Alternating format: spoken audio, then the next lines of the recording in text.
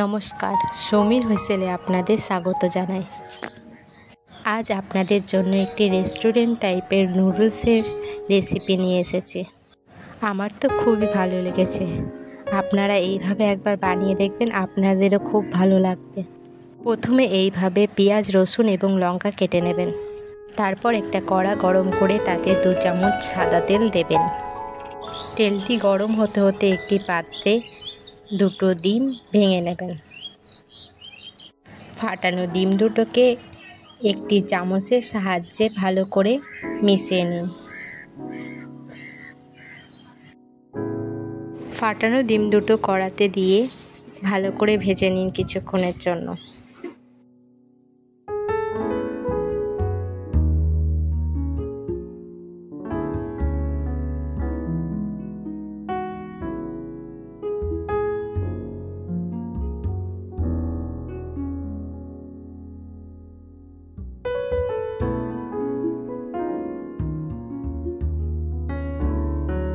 ডিম দুটো ভাজা হয়ে এলে সেটি টুকরো টুকরো করে কেটে নিন এবং একটি পাত্রে সেটিকে তুলে নিন। ওই কড়াইতেই 2 চামচ সাদা তেল দিন। তাতে এক এক করে কেটে রাখা পেঁয়াজ কুচি, রসুন কুচি এবং লঙ্কা কুচি অ্যাড করুন।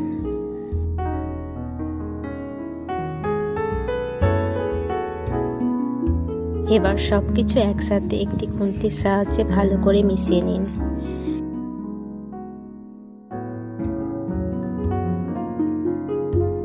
পরিমাণ মতো নুন দিন এবং একটি খুন্তির সাহায্যে আবার ভালো করে মিশিয়ে নিন। পেঁয়াজটি হালকা নরম হয়ে আসলে আস্তে আস্তে অ্যাড করে দেবেন সয়া সস, চিলি সস এবং টমেটো সস। একসাথে মিশিয়ে নিন।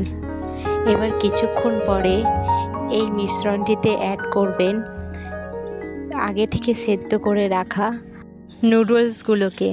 এবার সবগুলোকে একসাথে মিশিয়ে নিন একটি খুন্তির সাহায্যে ভালো করে নেড়ে চেড়ে।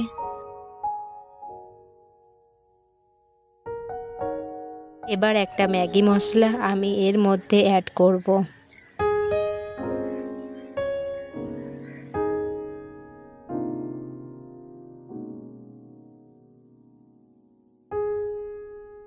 নুডলসটি যে জলে সেদ্ধ করেছিলাম সেটিও অল্প পরিমাণে এতে অ্যাড করব এবং মিশিয়ে নেব। নুডলসটি ফুটে উঠলে আগে থেকে ভেজে রাখা ডিম দিয়ে দেব এবং মিশিয়ে নেব ভালো করে। কিছুক্ষণ পরে নামিয়ে নেব।